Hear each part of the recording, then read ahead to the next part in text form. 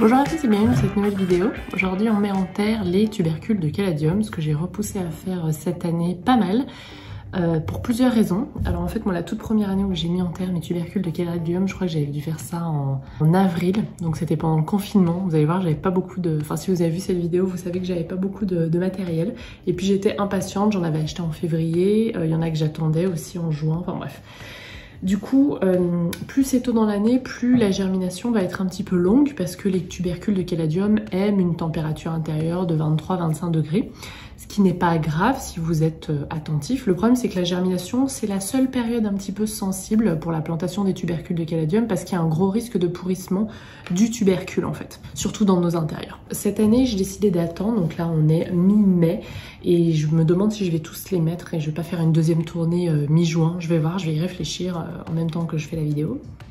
Pas très intelligent, parce que voilà, je manque un petit peu de place maintenant dans le salon. Louis prend beaucoup de place maintenant dans le salon, il a besoin de mobilier adapté pour lui. Et puis les jours où il pleut ou les jours de canicule, on a un petit peu plus de mal, ça va arriver, c'est pas encore le cas mais ça va arriver, à le distraire, donc il a pas mal de choses dans le salon. Et du coup c'est vrai que le temps que ça germine, ça prend de la place en fait, sachant que une partie de mes caladiums, je vais les sortir et les mettre sur le balcon pendant l'été. Du coup plus tard ça sort, plus tard je les mets et du coup plus longtemps j'ai ces petits pots avec mes tubercules plantés à la maison et ça prend un petit peu de place. Donc c'est la raison pour laquelle cette année j'ai un petit peu plus tardé à les mettre en terre, mais voilà, mai, juin c'est très très bien. Si vous les plantez, que vous les recevez tard dans l'année par exemple en juin, c'est pas grave, ils vont sortir encore plus rapidement et vous allez en profiter jusqu'à l'automne, donc tant mieux. Donc voilà pour la période de plantation.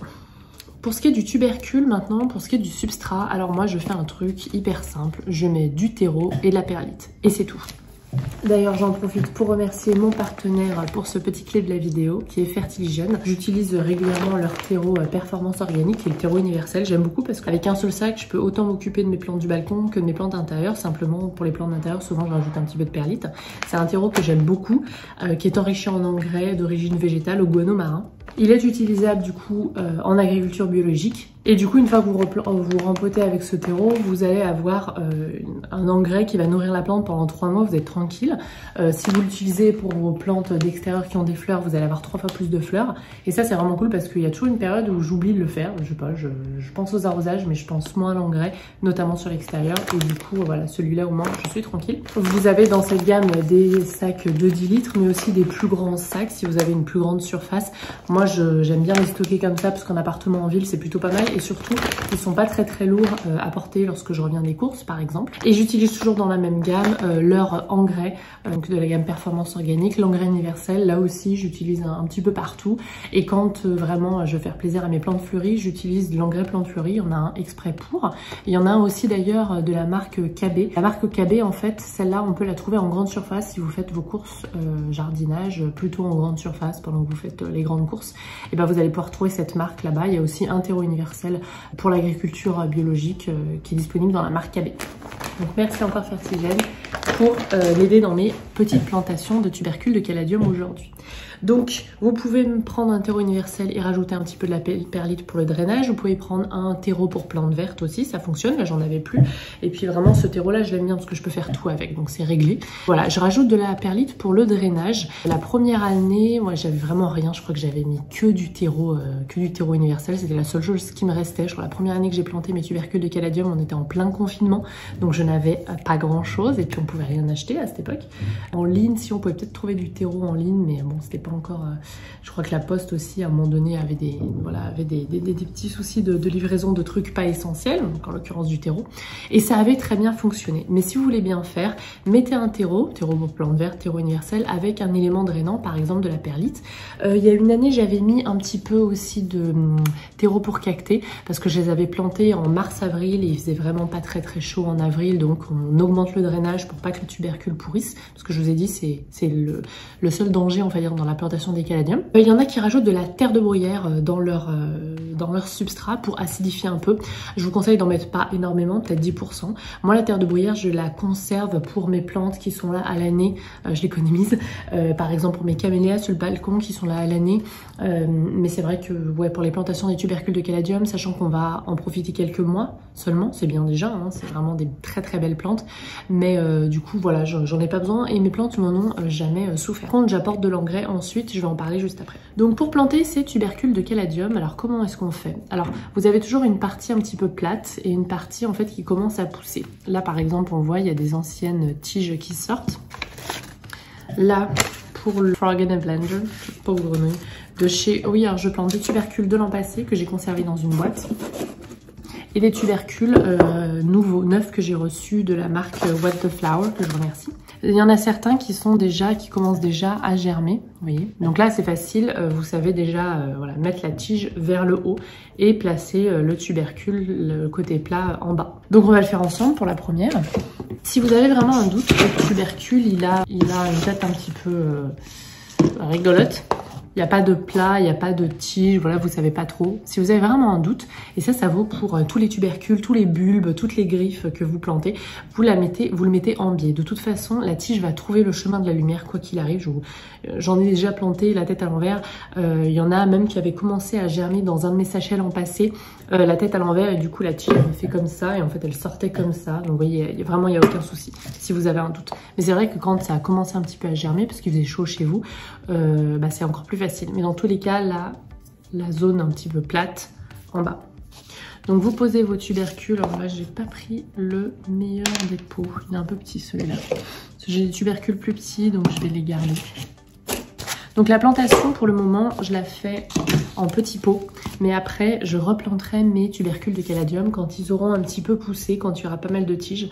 Et je le referai en vidéo avec vous. Je vous donnerai une mise à jour des nouvelles. Donc on plante, tiens, ça c'était l'année passée. J'avais planté le Frida Hempel. Bon, on va l'enlever. Quand j'y pense, je mets le nom. Souvent j'y pense pas et c'est une fois qu'ils sortent, du coup je sais lesquels c'est, donc je les renomme. Mais quand j'y pense, je mets des... J'ai oublié de dire un truc, quand le tubercule est vraiment sec comme ça, vous pouvez le mettre dans l'eau une petite heure dans le tiède pour accélérer sa germination, ça va aider. Je mets l'étiquette. Donc on va placer son tubercule, voilà, aux 2/3 du pot et on va remplir ensuite jusqu'en haut. Donc je vous l'ai déjà un petit peu dit au début de cette vidéo, le seul danger du tubercule de caladium, c'est la pourriture. C'est-à-dire qu'avant que les tiges, avant qu'il y ait du verre en fait, qui soit sorti à la surface, le tubercule peut tout à fait pourrir. Donc on va reparler de l'arrosage dans un instant, mais c'est vrai que si vous augmentez bien votre drainage, que ce soit avec de la perlite, de la vermiculite, du sable que vous aurez trouvé en jardinerie, donc voilà, je vais recouvrir jusqu'à là et je vais faire pareil pour tous les autres. Vous avez beaucoup moins de risques qu'il y ait de l'eau stagnante dans le pot, mais c'est vrai que moi l'arrosage, là vous allez voir, je vais arroser de façon homogène tout le pot et ensuite je vais plus y toucher jusqu'à ce que le terreau soit bien sec. Et c'est là où vraiment il faut vraiment espacer les arrosages avant que les premières tiges arrivent pour ne pas que ça pourrisse. Ensuite on place dans un endroit un petit peu chaud, vraiment là ça va être l'enjeu de trouver une zone où même limite il y a du soleil. Tant que le caladium, la feuille n'est pas sortie, le soleil ça posera pas de soucis, c'est juste ça va sécher le terreau plus rapidement, donc vous aurez moins de problème de pourriture. Par contre il faudra aller faire des arrosages du coup de temps en temps, hein, faudra vérifier. Moi je vais les placer sous ma fenêtre de cuisine à l'est. Je suis allée chercher du garage mon petit trépied que j'utilisais à l'époque proche du balcon là, puis que finalement maintenant il y a un petit coin pour Louis donc j'utilise pas, et comme ça je vais pouvoir les poser au pied en dessous de ma fenêtre de cuisine parce que j'ai pas de meuble à cet endroit là pour poser mes tubercules de caladium, et ça va me permettre en fait de les mettre dans un endroit chaud où il y a beaucoup de lumière et il n'y a pas non plus de soleil d'après-midi brûlant. Donc si une fois que les feuilles sont sorties j'ai pas envie de les déplacer, j'ai envie de les laisser, et ben ça fonctionnera.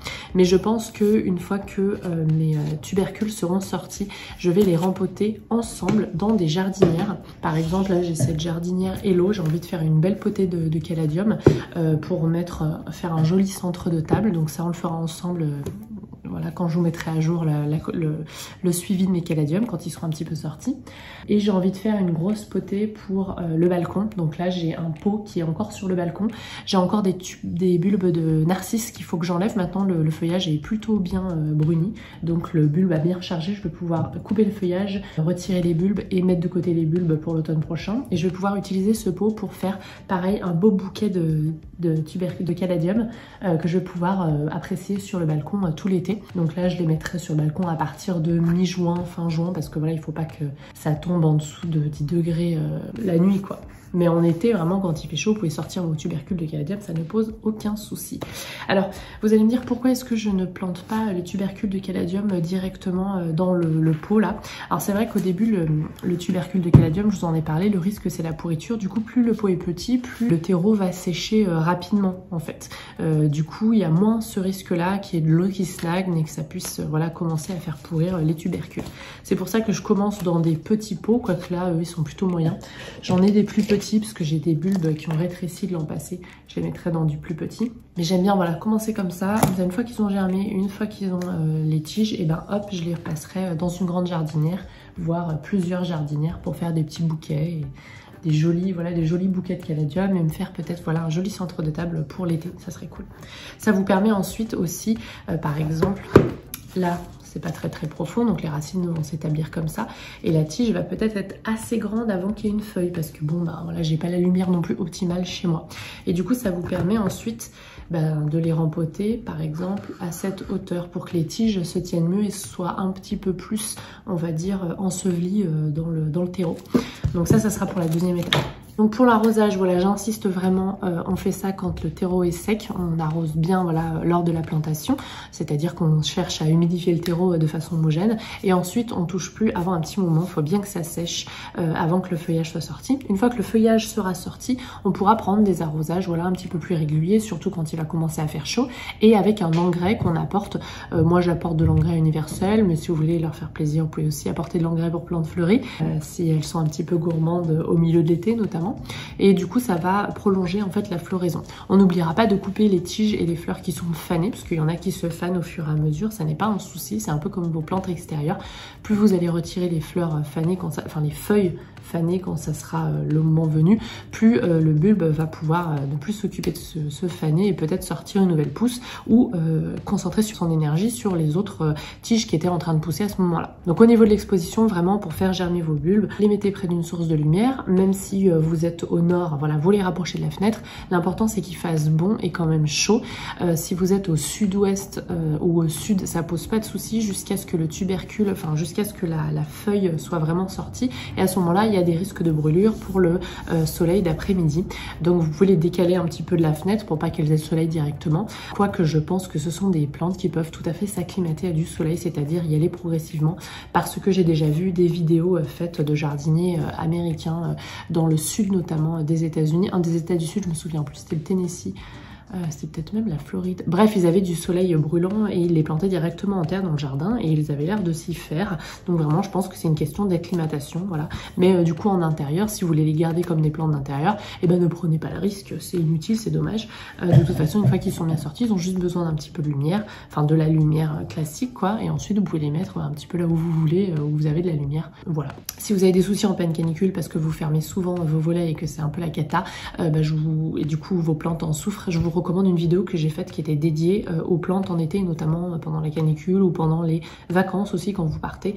J'explique un petit peu tous mes tips pour garder mes plantes en bonne forme chaque été sans qu'il y ait de gros problèmes. Voilà, c'est tout pour cette plantation de mes caladiums. J'espère que ça vous a plu. Et puis je vous donnerai bien sûr des nouvelles rapidement au fur et à mesure, que ça soit dans les vlogs ou je vous ferai une vidéo mise à jour quand les tubercules auront commencé à germer. Si vous avez des questions, n'hésitez pas dans les commentaires, j'y répondrai et on y répondra ensemble. J'ai toute une playlist aussi réservée aux caladiums parce que ça va faire la 3e année que j'en plante. Je commence à avoir un petit peu l'habitude, mais voilà, n'hésitez pas à aller voir la playlist, n'hésitez pas à me laisser des commentaires ou poser des questions et je vous dis à la prochaine.